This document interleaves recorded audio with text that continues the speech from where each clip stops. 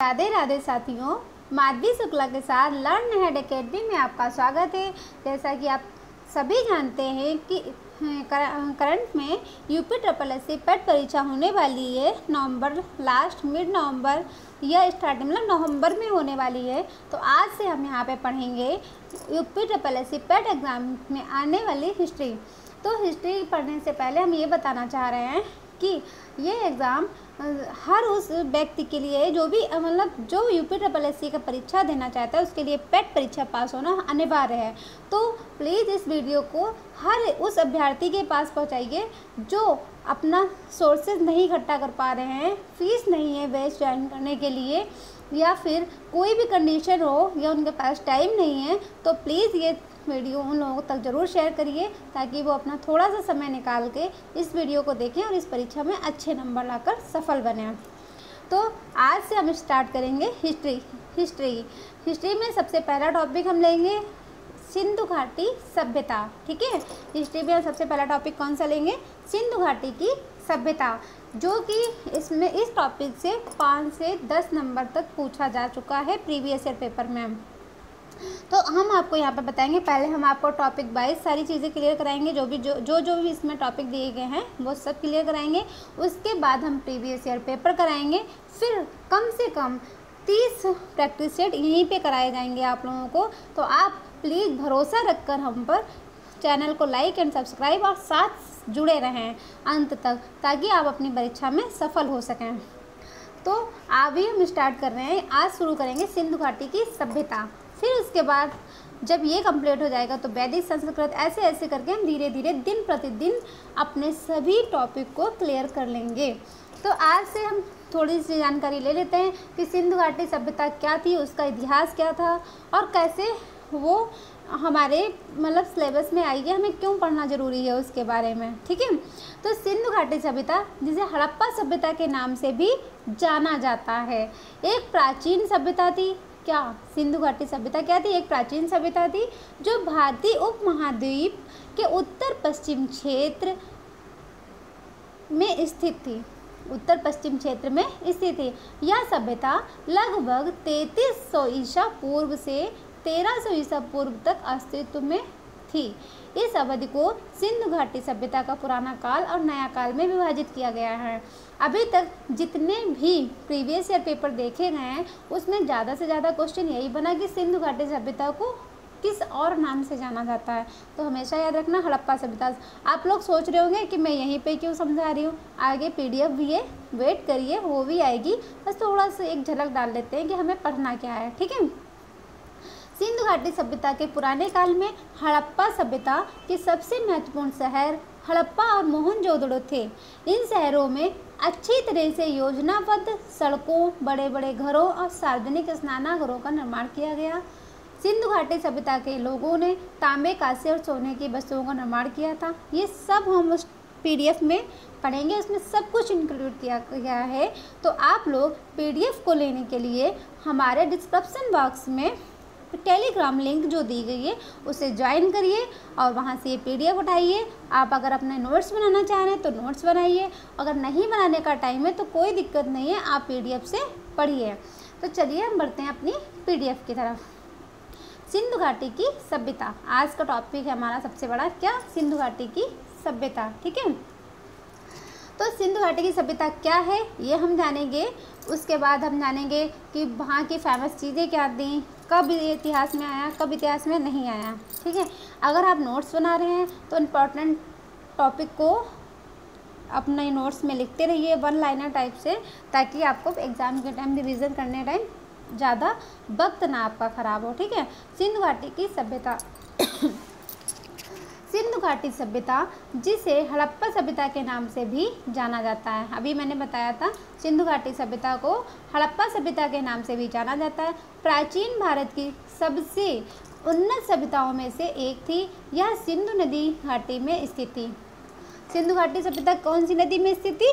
सिंधु नदी घाटी में स्थित थी। ठीक है, सबसे उन्नत सभ्यताओं में से एक थी, यानी कि जो प्राचीन, अगर पूछा जाए कि प्राचीन सभ्यताओं में से कौन सी सभ्यता सबसे उन्नत थी, तो सिंधु घाटी थी। ठीक है, जो कि वर्तमान में पाकिस्तान और भारत के कुछ हिस्सों में फैली हुई है। सभ्यता का काल लगभग 3300 ईसा पूर्व से 1900 ईसा पूर्व तक माना जाता है। मतलब जो वर्तमान में सिंधु घाटी सभ्यता कहाँ है, पाकिस्तान और भारत के कुछ बीच, मतलब कुछ हिस्सों में, कुछ पाकिस्तान के हिस्सों में और कुछ भारत के हिस्सों में फैली हुई है। ठीक है, इसका टाइम पीरियड कितना है, 3300 ईसा पूर्व से 1900 ईसा पूर्व तक माना जाता है। आगे हम बढ़ते हैं। सिंधु घाटी सभ्यता के प्रमुख स्थल और मतलब स्थल निम्नलिखित हैं। क्या क्या स्थल हैं जरा देखते हैं। तो हड़प्पा है, मोहनजोदड़ो है, कालीबंगा है, धौलावीरा है। आप लोग ये सोच रहे होंगे कि डायरेक्ट यहीं से क्यों स्टार्ट हो गई हो। आप एक बार प्रीवियस ईयर पेपर उठा के देखिएगा। हम लोग ग्रंथ पढ़ डालते हैं, ग्रंथ पढ़ने की हमें ज़रूरत नहीं होती है। जब हमें सिलेबस और टॉपिक दिए गए हम उसके अकॉर्डिंग चलना चाहिए, तो हमारा सब कवर हो जाता। होता क्या है, भवकाल बनाने के लिए हम इधर उधर का पढ़ते रहते हैं और जब मेन जगह पे जो हमें पढ़ना चाहिए वो हमारे दिमाग से उतर जाता है। इसलिए अपने दिमाग में उतना रखिए जितना ज़रूरी है, बहुत भरने की ज़रूरत नहीं है क्योंकि एक सब्जेक्ट नहीं है। ठीक है, फिर क्या होता है, हड़प्पा, मोहनजोदड़ो, कालीबंगा, धौलावीरा, राखीगढ़ी, लोथल। ठीक है, ये क्या है, प्रमुख स्थल हैं इसके। फिर आगे बढ़ते हैं, चुहुंदड़ो भी है और गुजरात शाह। क्या है, गुजरात शाह। आगे क्या है, सिंधु घाटी सभ्यता के लोग कृषि, पशुपालन, व्यापार और शिल्प कला में कुशल थे। पूछा जाएगा कि सिंधु घाटी सभ्यता के लोग किस क्षेत्र में सफल थे, मतलब किस शिल्प कला में वो कुशल थे। तो कृषि करते थे वो लोग, पशुपालन करते थे, व्यापार करते थे अपना जीवन यापन करने के लिए, और शिल्प कला में कुशल थे।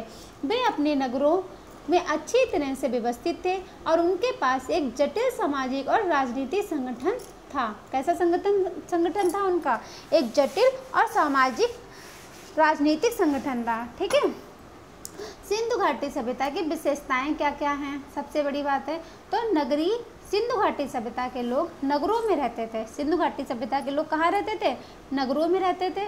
उनके नगर अच्छी तरह से व्यवस्थित थे, उनमें सड़कें, नालियाँ और बाढ़ नियंत्रण के उपाय थे।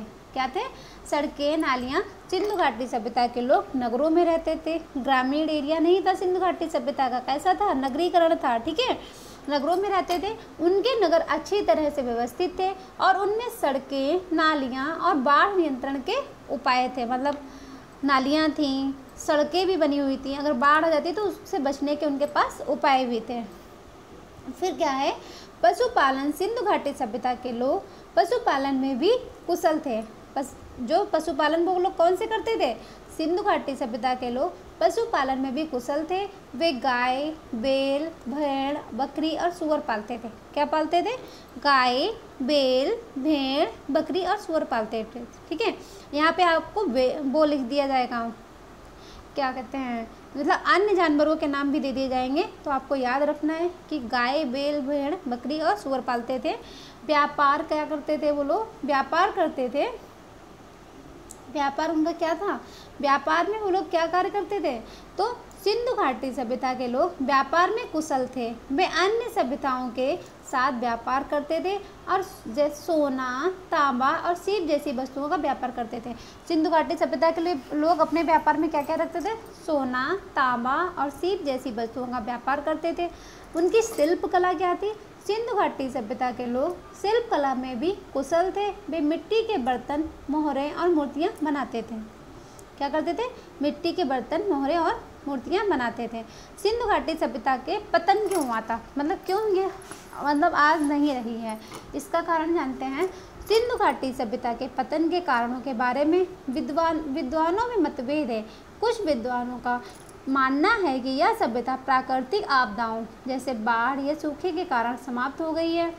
अन्य विद्वानों का मानना है कि यह सभ्यता आंतरिक संघर्षों या बाहरी आक्रमणों के कारण समाप्त हो गई है। ठीक है, किस लिए, आंतरिक संघर्षों या बाहरी आक्रमणों के कारण समाप्त हो गई है।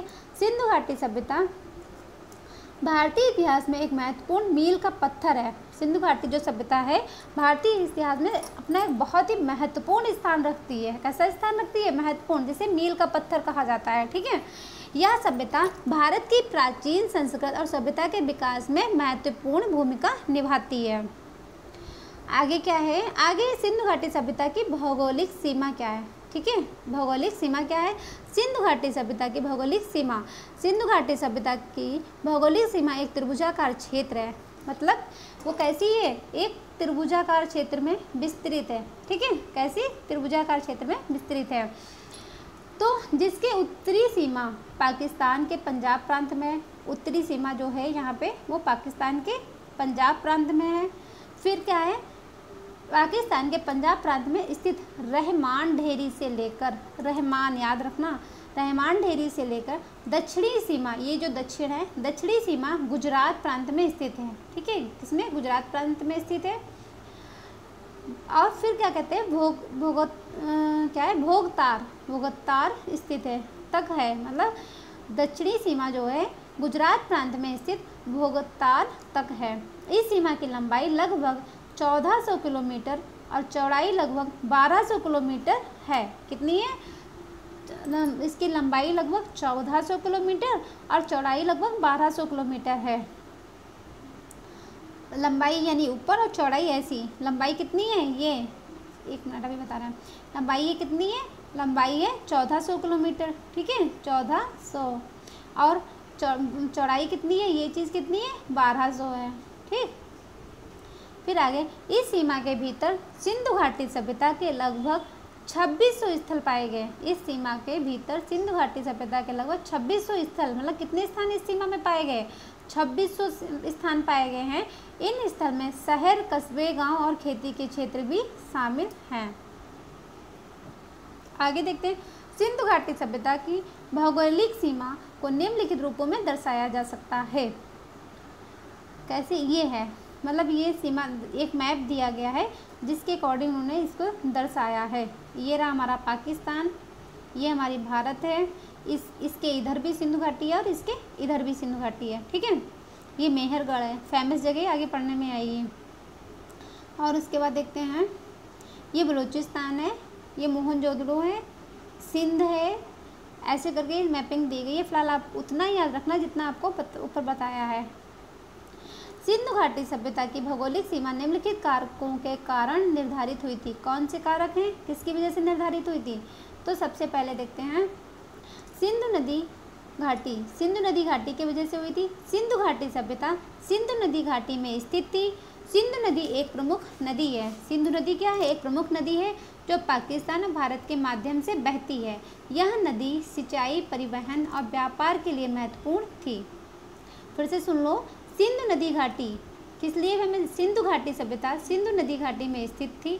सिंधु नदी एक प्रमुख नदी है जो पाकिस्तान और भारत के माध्यम से बहती। क्वेश्चन बनता है कि ऐसी कौन सी नदी है जो पाकिस्तान और भारत के मध्य बहती? तो सिंधु नदी हो गई है।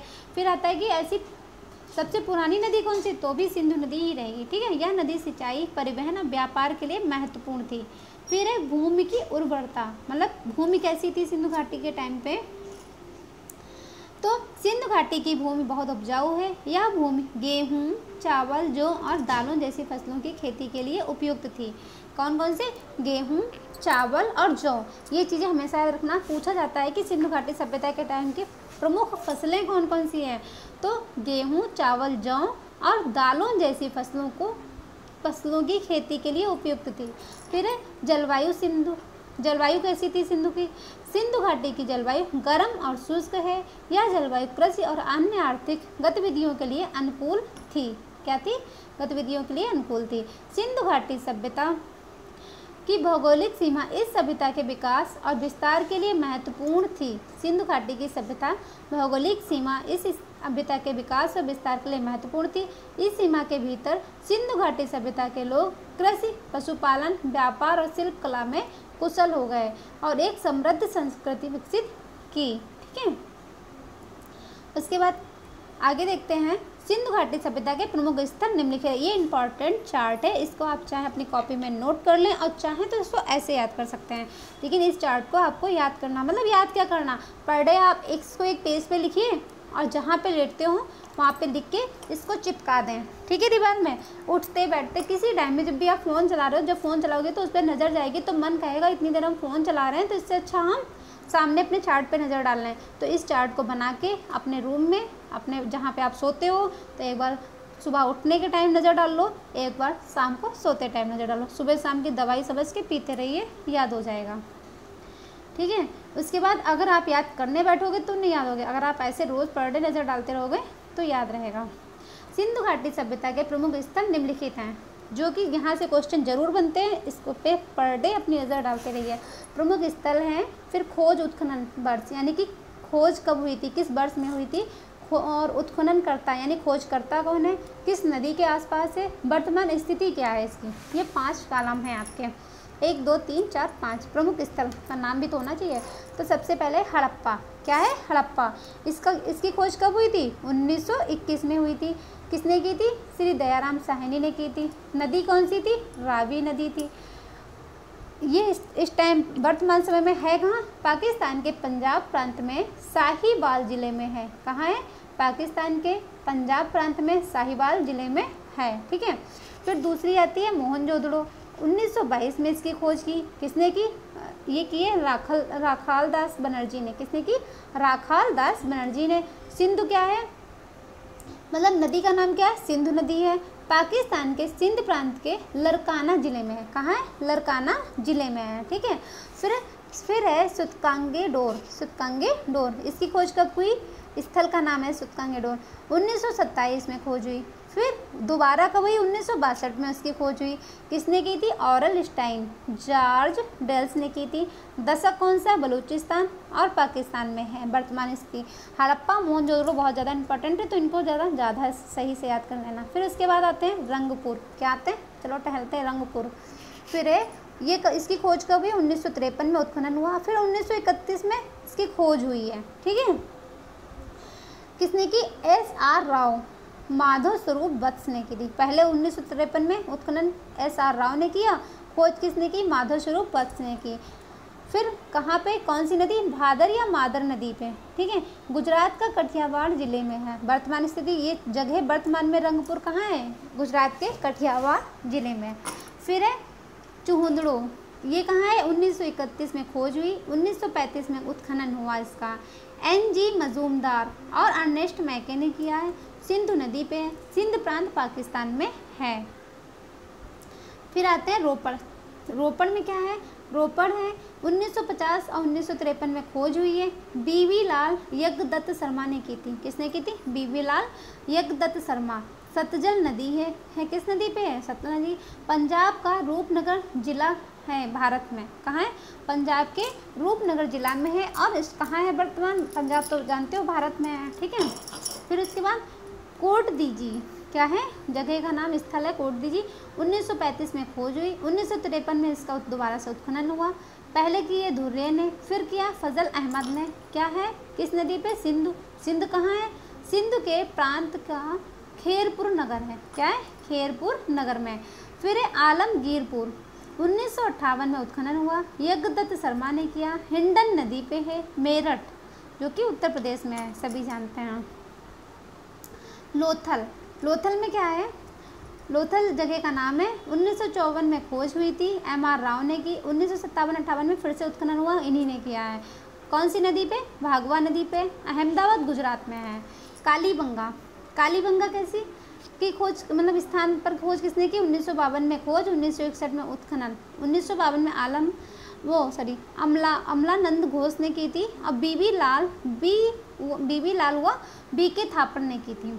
घाघर नदी पे है। हनुमानगढ़ कहाँ है, राजस्थान में है, ठीक है। फिर सुरकोटदा, क्या है, सुरकोटदा 1964 में खोज हुई, जगपति जोशी ने की है, कच्छ गुजरात में है। बनावली 1973 में खोज हुई है, रविंद्र सिंह बिष्ट ने की है। रंगोई हिसार और हरियाणा में है, कहाँ है, हिसार और हरियाणा में है। आगे बढ़ते हैं कि स्थल और वहाँ से प्राप्त होने वाले साक्ष्य, ये दोनों चार्ट आप जरूर बना लीजिएगा, ये चार्ट आपके काम आने वाले हैं। एक मिनट में इसको बड़ा कर लूँ थोड़ा सा, अभी दिख रहा होगा मुझे लग रहा है, हाँ सही है। ये चार्ट आप जरूर बना लेना, खोजकर्ता मतलब स्थल और खोजकर्ता के नाम, और ये प्राप्त साक्ष्य कि किस जगह से कौन सा साक्ष्य प्राप्त हुआ, इससे जरूर क्वेश्चन बनते हैं। हड़प्पा साहिवाल जिला पाकिस्तान में, हड़प्पा साहिवाल है, कहाँ है, पाकिस्तान में है, जिला का नाम है साहिवाल, ठीक है। यहाँ से हमें क्या क्या साक्ष्य मिलते हैं? अन्न भंडार मिलता है, कांसे से निर्मित खिलौना, गाड़ी, पारदर्शी वस्त्र पहने हुए एक मूर्ति। क्या है? पारदर्शी वस्त्र पहने हुए एक मूर्ति, गरुण, चित्रित मुद्रा, मछुआरे का चित्र, शंख का बेल, कांस्य दर्पण मिलते हैं। फिर क्या है? मोहनजोदड़ो लरकाना जिला पाकिस्तान में है। विशाल स्नानघर है, पुरोहितों का आवास, महाविद्यालय है, 16 मकानों का बैरक है, कांस्य निर्मित नग्न महिलाओं की मूर्ति मिली है, दाढ़ी वाले पुजारी की मूर्ति मिली है, चमकते हुए बंदर का चित्र है, एक श्रृंगी पशुओं वाली मुद्राएं प्राप्त हुई हैं, मतलब एक सींग वाली पशुओं की मुद्राएं प्राप्त हुई हैं। ठीक है। फिर अगला क्या है? अगला है लोथल, अहमदाबाद गुजरात में है। यहाँ से हमें मिला है गोदीबाड़ा, वृत्ताकार तथा चौकोर अग्निवेदिका, हाथी दांत, चावल व बाजरे का साच, एक मुहर पर दो मुहे राक्षस का अंकन, फारस व मोहर, घोड़े की मूर्ति, 3 युग्मति समाधियाँ मिली, एक में 3 समाधि मिली, चालाक लोमड़ी का चिन्ह आदि मिला। और फिर चौधड़ो सिंध पाकिस्तान से क्या मिला? दुर्गीकरण मिला के साक्ष्य नहीं है, दुर्गीकरण के साक्ष्य नहीं, मनके बनाने का कारखाना मिला है, बिल्ली का पीछा करते हुए कुत्ते के पदचिन्ह का साक्ष्य मिला है, लिपस्टिक, कांस्य गाड़ी, बकरा का ईंट, कंघा, 3 घड़ियाल तथा 2 मछलियों के अंकन वाली मुद्रा, काजल, पाउडर प्राप्त हुए हैं। ठीक है। फिर आगे है कालीबंगा, हनुमानगढ़ जिला राजस्थान। यहाँ से हमें क्या प्राप्त हुआ है? जुते हुए खेत का साच, भूकंप के साच, अग्नि हवन कुंड, अलंकृत ईंटें, चूड़ियाँ, संभवतः एक साथ 2 फसल बोने के साच, लकड़ी की नाली मिली है। ठीक है। आगे क्या है? राखीगढ़ हिसार कहाँ है? हरियाणा में है। यहाँ से ताम्र उपकरण, हड़प्पा की लिपि युक्त मुद्रा मिली है। फिर है कोट दीजी, खैरपुर पाकिस्तान में है। किलेबंदी का साक्ष्य नहीं है। कच्चे ईंटों के मकान व चूल्हे मिले हैं। बनावली हिसार हरियाणा में है। यहाँ से हमें मिट्टी का हल, खिलौना, सड़कों पर बैलगाड़ी के पहिए का साच तथा जौ के साक्ष्य प्राप्त हुए। किसके? जौ के साक्ष्य प्राप्त हुए। रोपड़, रूपनगर पंजाब में, यहाँ क्या होता है? तांबे की कुल्हाड़ी मिली। मानव के साथ कुत्ते दफनाने का साक्ष्य मिला है। मानव के साथ कुत्ते दफनाने का क्या मिला है? साक्ष्य मिला है। फिर आगे है रंगपुर, कठियावाड़ गुजरात में है। ज्वार, बाजरा, 3 संस्कृतियों के अवशेष मिले। नालियाँ, कच्ची ईंट के दुर्ग, धान की भूसी मिली है। ठीक है। रंगपुर कठियावाड़ से। आलमगीरपुर, मेरठ उत्तर प्रदेश से हमें क्या मिला है? मृद भांडों पर रंगीन चित्रकारी के साक्ष्य प्राप्त हुए हैं। सुतकांगे डोर, बलूचिस्तान पाकिस्तान से क्या मिला है? 3 संस्कृतियों के साक्ष्य। प्राकृतिक चट्टान पर अव्यवस्थित मानव अस्थि राख से भरा बर्तन मिला है। बेबीलोन व व्यापार का साक्ष्य मिला, बंदरगाह मिले हैं। ठीक है। मांडा, जम्मू कश्मीर से हमें क्या मिला? इमारती लकड़ी, चर्ट, ब्लेड, हक्की निर्मित बाणग्र, मोहरों के साक्ष्य प्राप्त हुए हैं। फिर अगला क्या है? आगे देखते हैं, एक मिनट। हाँ, सुतकाह को बलूचिस्तान में, यहाँ से हमें क्या प्राप्त हुआ? 2 टीले व मृद भांड के साक्ष्य प्राप्त हुए हैं। सुरकोट्टा गुजरात से कलश, स्वाधान, घोड़े की हड्डी, तराजू का पलड़ा मिला है। ठीक है। हड़प्पा में क्या है? हड़प्पा सिंधु घाटी की सभ्यता का सबसे बड़ा और सबसे महत्वपूर्ण स्थल है। हड़प्पा क्या है? हड़प्पा सिंधु घाटी सभ्यता का सबसे बड़ा और सबसे महत्वपूर्ण स्थल है। यह पाकिस्तान के पंजाब प्रांत में रावी नदी के किनारे स्थित है। हड़प्पा में एक विशाल शहर था जिसमें सड़कें, नालियाँ और बाढ़ नियंत्रण के उपाय थे।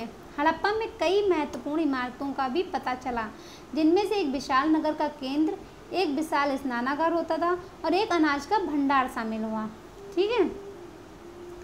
मोहनजोदड़ो सिंधु घाटी सभ्यता का दूसरा सबसे बड़ा, सबसे महत्वपूर्ण स्थल है। यह पाकिस्तान के सिंधु प्रांत में सिंधु नदी के किनारे स्थित है। मोहनजोदड़ो में भी एक विशाल शहर था जिसमें सड़कें, नालियाँ और बाढ़ नियंत्रण के उपाय थे। मोहनजोदड़ो में कई महत्वपूर्ण इमारतों का भी पता चला है, जिनमें एक विशाल नगर का केंद्र, एक विशाल स्नानागार और एक अनाज का भंडार शामिल है। उसके बाद कालीबंगा से देखते क्या है? कालीबंगा राजस्थान के हनुमानगढ़ जिले में स्थित एक पुरातात्विक स्थल है। यह सिंधु घाटी की सभ्यता का एक प्रमुख स्थल है जो पूर्व हड़प्पा काल से ही बसा हुआ था। ठीक है।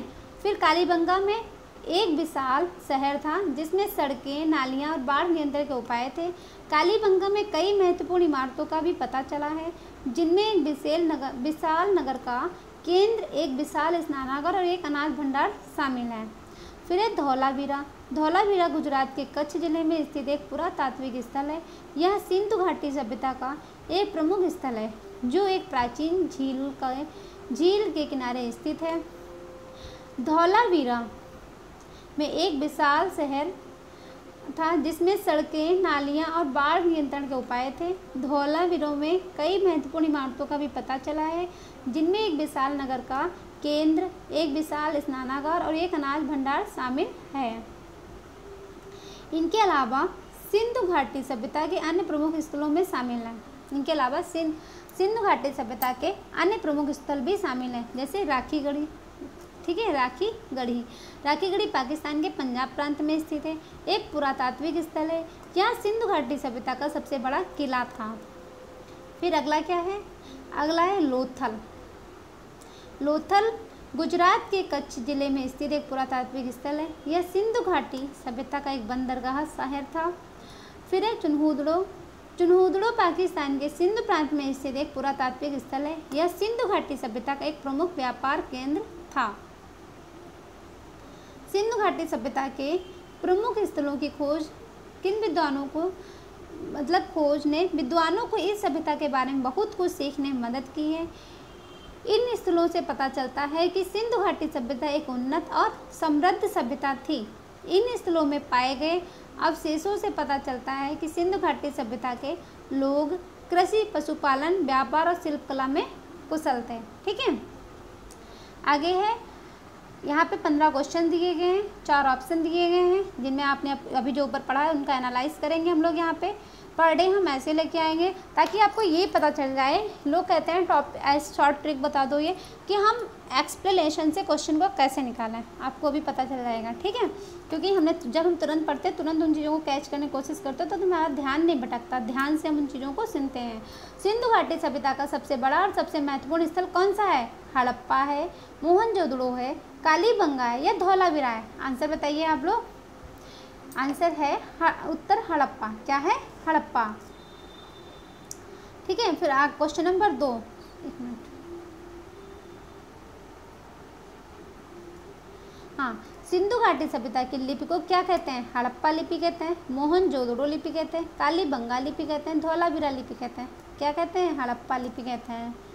फिर उसके बाद अगला क्वेश्चन है, सिंधु घाटी सभ्यता के लोग किस धातु का उपयोग नहीं करते थे? किस धातु का उपयोग नहीं करते थे? सोना, तांबा, चांदी, लोहा। तो किसका नहीं करते थे? लोहा का नहीं करते थे। ठीक है, फिर अगला है, सिंधु घाटी सभ्यता के लोग किस प्रकार की सिंचाई का उपयोग करते थे? कुओं का, नहरों का, बांधों का, इनमें से सभी? तो सभी का। ठीक है, सिंधु घाटी सभ्यता के लोग किस प्रकार के घरों में रहते हैं? मिट्टी के घर, ईंटों के घर, पत्थर के घर या इनमें से कोई नहीं? तो किस प्रकार के घरों में रहते थे सिंधु घाटी की सभ्यता के लोग? मिट्टी के घरों में। उसके बाद सिंधु घाटी सभ्यता के लोग किस प्रकार के कपड़े पहनते थे? सूती कपड़े, ऊनी कपड़े, रेशमी कपड़े, इनमें से सभी? ये हर तरीके से, जैसा मौसम होता था वैसे कपड़े होते थे, तो सभी हो जाएगा। सिंधु घाटी सभ्यता के लोग किस प्रकार के भोजन खाते थे? तो कैसा खाते थे? गेहूँ, चावल, जौ, दालें, सभी खाते थे। ठीक है, अभी ऊपर बताया ही था आपको। सिंधु घाटी सभ्यता के लोग किस प्रकार के बर्तन बनाते? यहाँ पे ऐसे भी क्वेश्चन हो जाते हैं कि इनमें से कौन सी फसलें उगाते थे? गेहूँ, चावल, जौ, दालें, इनमें से कोई ऑप्शन एक गलत रख सकते थे या फिर एक सही 3 गलत रख सकते थे। तो इन चीज़ों को ध्यान से देख लीजिएगा। सिंधु घाटी सभ्यता के लोग किस प्रकार के बर्तन बनाते थे? मिट्टी के बर्तन, तांबे के बर्तन, चांदी के बर्तन, सोने के बर्तन। तो कैसे बनाते थे? मिट्टी के बर्तन। ठीक है, सिंधु घाटी सभ्यता के लोग किस प्रकार के मोहरे बनाते थे? मिट्टी की मोहरे बनाते थे, तांबे की मोहर बनाते थे या फिर चांदी की मोहर बनाते थे, सोने की मोहर बनाते थे? किसकी बनाते थे? मिट्टी की मोहर बनाते थे। सिंधु घाटी सभ्यता के लोग किस प्रकार के देवताओं की पूजा करते थे? मातृ देवी, पशु देवता, नंदी देवता, इनमें से सभी, तो सबकी पूजा करते थे। सिंधु घाटी सभ्यता के लोग किस प्रकार के खेल खेलते थे? चौसर, पोलो, शतरंज, इनमें से कोई नहीं, या चौसर, तो चौसर गेम खेलते थे। ठीक है। सिंधु घाटी सभ्यता के लोग किस प्रकार के सजावटी वस्तुएं बनाते थे? मूर्तियां, गहने, आभूषण, इनमें से सभी, तो सभी बनाते थे। अगला क्वेश्चन है, सिंधु घाटी सभ्यता का पतन कैसे हुआ? प्राकृतिक आपदाओं के कारण, आंतरिक संघर्षों के कारण, बाहरी आक्रमणों के कारण, इनमें से सभी, तो सारे ऑप्शन सही हैं। सिंधु घाटी सभ्यता के पतन के बाद कौन सी सभ्यता विकसित हुई? वैदिक सभ्यता, मौर्य सभ्यता, गुप्त सभ्यता, इनमें से कोई नहीं, वैदिक सभ्यता। सिंधु घाटी सभ्यता का क्या महत्व है? यह भारत की प्राचीन संस्कृति और सभ्यता के विकास में महत्वपूर्ण भूमिका निभाती है। यह भारत के इतिहास में एक महत्वपूर्ण मील का पत्थर है। यह भारतीय संस्कृति और सभ्यता के विकास को प्रभावित करती है। इनमें से सभी, तो सभी होती है। ठीक है, इतने ही क्वेश्चन थे। थैंक यू, आपने हमें जो टाइम दिया है। प्लीज़ चैनल को लाइक एंड सब्सक्राइब करते रहिए, हमारे साथ जुड़े रहिए। आज से हमारी हिस्ट्री और इंग्लिश की क्लासेस आपको पर डे मिलेंगी। उसी के साथ साथ मैथ की क्लासेस भी डालने वाले हैं। थोड़ा सा टाइम चाहिए है, तो आप एक भरोसा रखिए, इस पर ज़्यादा से ज़्यादा लोगों को जोड़ते रहिए। जैसी आप रिक्वायरमेंट करेंगे वैसा हम भेजते रहेंगे। इस PDF को मतलब लेने के लिए टेलीग्राम ग्रुप ज्वाइन करिए, डिस्क्रिप्शन बॉक्स में दिया गया है, और वहाँ से ये PDF लीजिए, इसका रिविज़न करिए और अपने इम्पॉर्टेंट शॉर्ट नोट्स बनाइए। बाकी मैंने इसमें क्वेश्चन जो बनाए हैं वो दिए हैं आपको, तो वो इसी टाइप से दिए हैं कि आप 4 ऑप्शन इनमें से सभी, इनमें से सही क्यों सही हो रहे थे, कि ताकि वो 4 ऑप्शन जो है ना वो सही चीज़ें आपके दिमाग में बैठ जाएँ। फिर से एक बार कहेंगे कि आप अपना सहयोग देते रहिए और चैनल को लर्न अहेड एकेडमी को ज्वाइन करिए, शेयर करिए और हमेशा साथ बने रहिए। राधे राधे।